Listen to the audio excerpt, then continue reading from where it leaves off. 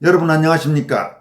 올해 노벨 문학상 수상자로 선정된 여성 작가 한강 씨와 관련해 이런저런 논란이 이어지고 있는 가운데 현역 작가가 한강 씨와 관련해 자신이 과거 직접 경험한 맞듣지 않은 사례를 공개했습니다. 소설가 강경호 씨는 자신의 소셜미디어에 올린 화장실 거울 앞에서 웃고 있을 그대에게라는 제목의 게시글을 통해 한강 씨가 과거 20대 시절 받았던 의문의 문학상 수상과 관련된 비화를 폭로하면서 노벨상이나 그 무엇보다 양심에 우선할 수 없다는 걸 일깨워주고 싶어서 이 사실을 공개한다고 밝혔습니다. 그는 한강 씨에 대해 나는 그대처럼 작가적 양심은 도외시한 채 상만 추구하는 사람은 평가를 달리해야 한다고 본다면서 그대에게 찾아온 엄청난 행운을 축하할 수 없는 것도 그 때문이라고 일침을 가했습니다. 강경호 작가는 지난 2022년 1월 도서출판 푸른 사상사를 통해 중앙아시아에서 사라진 도시국가 이야기를 다룬 장편소설 관용을 출간한 현직 소설가입니다. 작가 한강 씨와 관련된 문제점을 다른 작가가 공개적으로 지적하고 나선 것은 김균하 소설가가 한강 씨의 역사인식을 지적한 데 이어 두 번째입니다. 오늘은 이 소식과 함께 한강 씨의 삼촌인 현직 목사가 조카인 한강 씨에게 보낸 화제 편지 내용도 살펴보도록 하겠습니다. 먼저 강경호 작가는 화장실 거울 앞에서 웃고 있을 그대에게라는 제목의 글을 통해 다음과 같이 밝히고 있습니다. 우리 집단에선 상에 목매는 사람을 빗대어 흔히 상글이라고 부르지. 상에 걸신 들렸다는 의미니 명예롭지 못한 비유야. 물론 수상이 적법하고 공정했다면 그런 말이 나돌지 않을 테지만 덧붙여 어떠한 경우라도 상은 받으려고 하는 자가 받는 것일세. 그는 이어서 자신이 과거 직접 목격했던 한강 씨와 관련된 그리 개운치 않은 경험담을 다음과 같이 공개했습니다.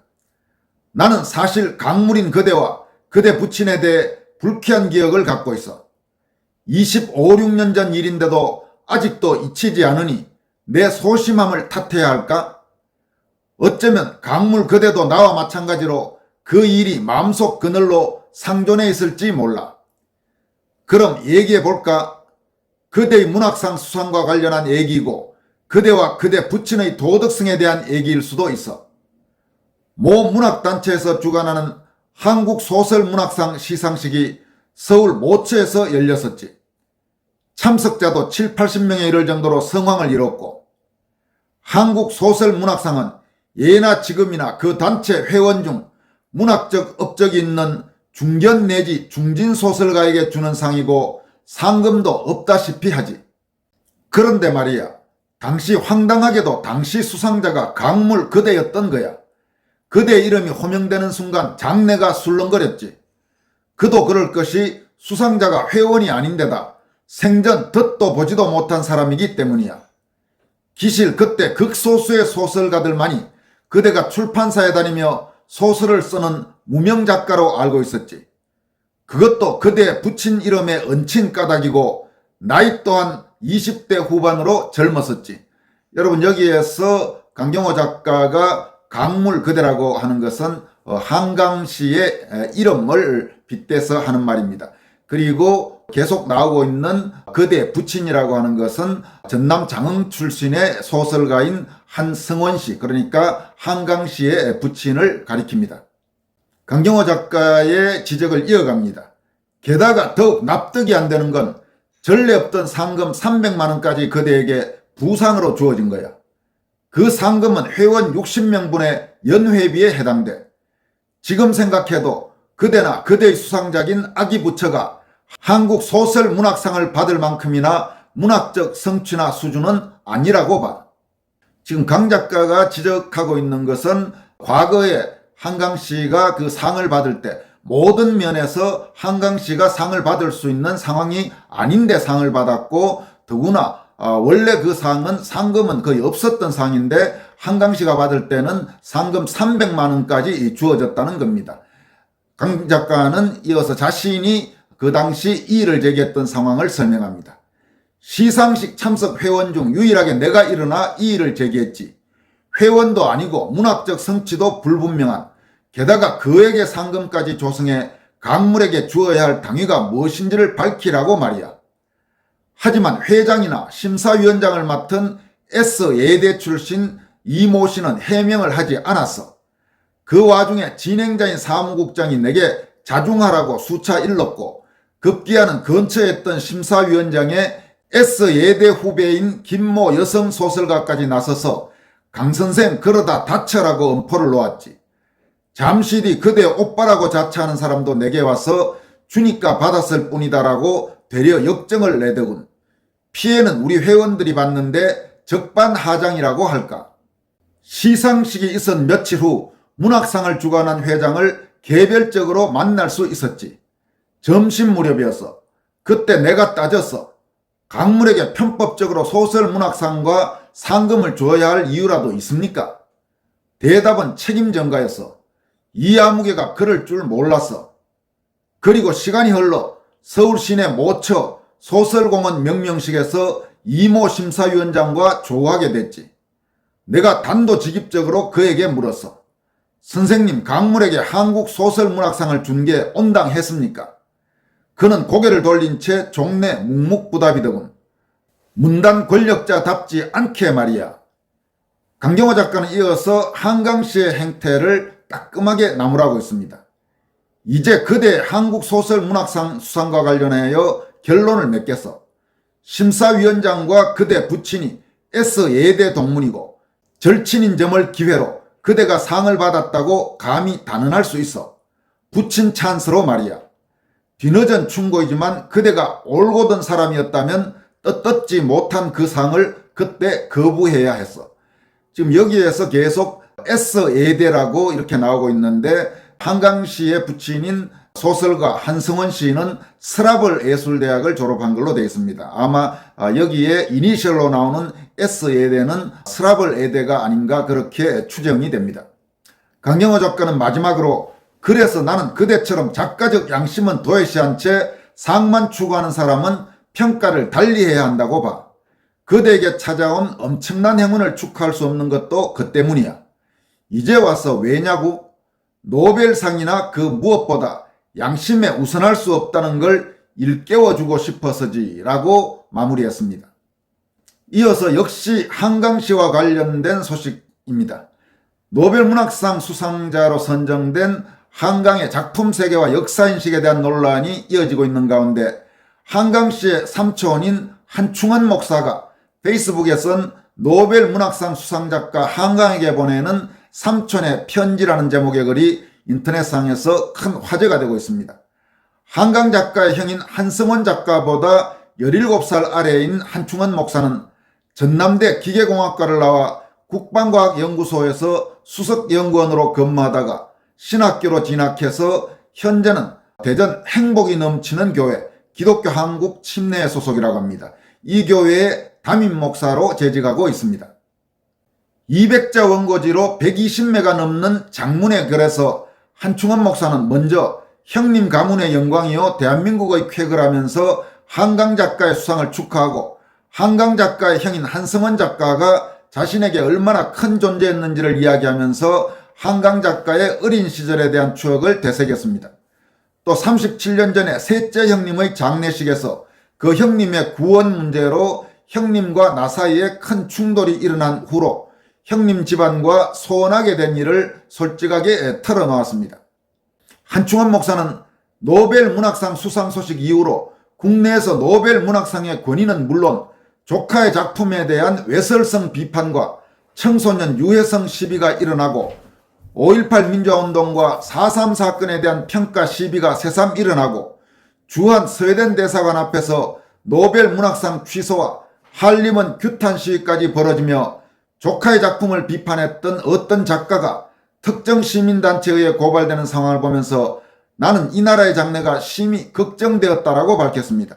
지금 여기에서 한강시의 작품을 비판한 작가가 특정 단체에 고발됐다, 바로 김균하 작가를 지칭하는 것입니다. 한 목사는 최근에 자주 SNS 단체방에 조카의 작품에 대한 비난 글들이 게시되고 조카의 작품을 어떻게 생각하느냐는 지인들의 전화까지 받을 때는 참담하기 거지없었네. 온 국민이 함께 기뻐해야 될 일인데 조카의 작품에 대한 극단적인 비난이 쏟아지고 나라가 두 쪽으로 갈라지는 지경에 이르니 그저 가슴이 아플 뿐이라고 말했습니다. 한충원 목사는 이 글을 인터넷에 올리자마자 수많은 사람이 나를 향해 나쁜 놈이라고 돌팔매질할 수도 있음을 익히 알고 있지만 이 편지를 쓰지 않을 수 없다고 밝혔습니다. 이어서 4.3 사건이나 5.18 등 현대사에 대한 한강 작가의 역사 인식, 한강 작가의 작품 속에 나타난 성에 대한 묘사, 그리고 기독교 목회자의 관점에서 본 문제점 등에 대해 자신의 의견을 피력했습니다. 한충원 목사는 작가가 비극적 현대사를 다룰 때는 극히 조심해야 한다고 조언했습니다.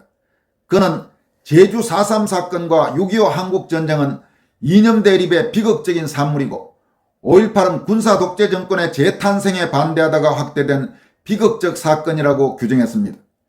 한 목사는 그리스도인의 시각에서 본다면 4.3과 6.25는 하나님이 없다고 하는 유물론자들과의 대립 과정에서 발생한 민족적 비극이라면서 또한 6.25는 미국을 비롯한 자유민주 진영 국가들과 북한을 앞세운 소련과 중국의 공산 독재 진영 국가들 간의 전쟁이었다고 할 수 있다고 자신의 생각을 밝혔습니다.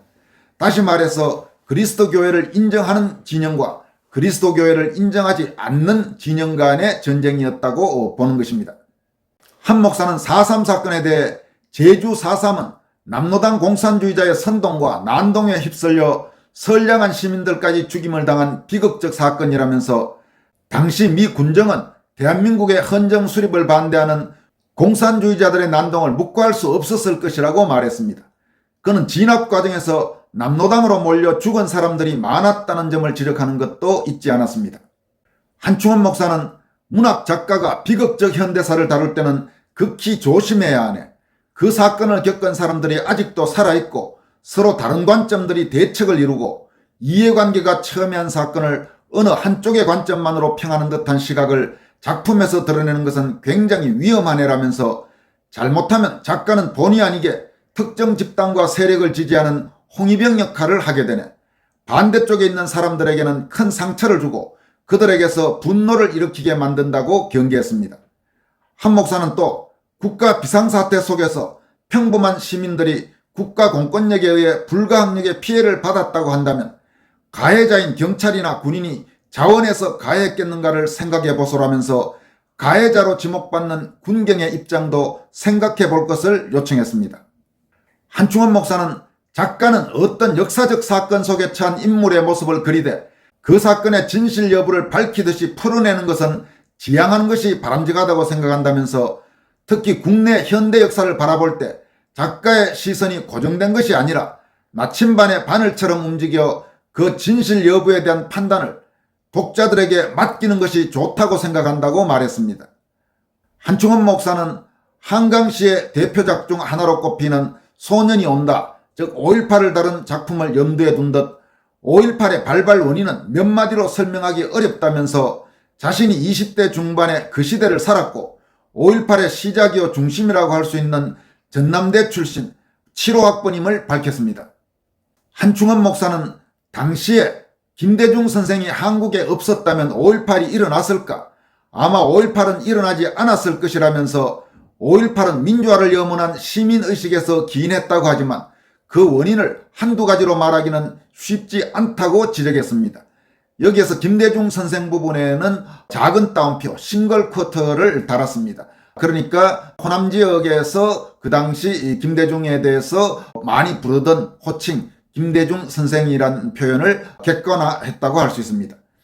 한충원 목사는 조카는 마치 이 대한민국이 정의롭지 못하여 살만한 나라가 아닌 것처럼 여기도록 만드는 작품을 몇 편 쓴 것으로 알고 있네라면서 그런 문학상 상금을 받을 수 있다는 것, 오늘날 국내의 예술인들과 문학인들이 괜찮은 대접을 받는 것, 단편소설 한 편의 원고료로 한 달 정도의 생계를 꾸릴 수 있다는 것은 그나마 우리나라가 경제적으로 이만큼 잘 살게 된 덕분이라고 말했습니다.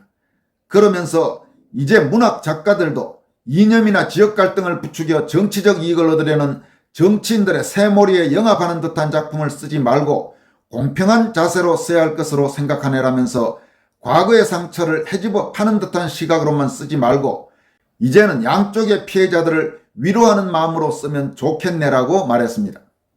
한충원 목사는 한강 작가의 작품 채식주의자를 둘러싼 외설 논란에 대해서도 일침을 가하면서 소설 채식주의자는 분별력 약한 청소년들에게 읽혀서는 결코 안 된다고 강조하고 나섰습니다.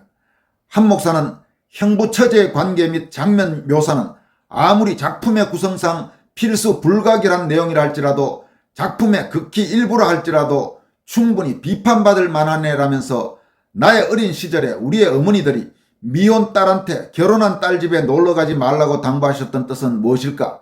형부와 처형 처제 관계는 인간의 연약함으로 인륜을 깨뜨릴 위험이 있음을 아셨기 때문에라고 상기시켰습니다. 한 목사는 작가는 양심과 기본적인 도덕률을 지키는 범주 안에서 작품을 써야 하네라면서 작품 구도상 그렇게 할 수밖에 없다고 주장한다면 자신을 속이는 것이고 스스로만이 아니라 인류 공동체를 파괴하는 행위라고 지적했습니다.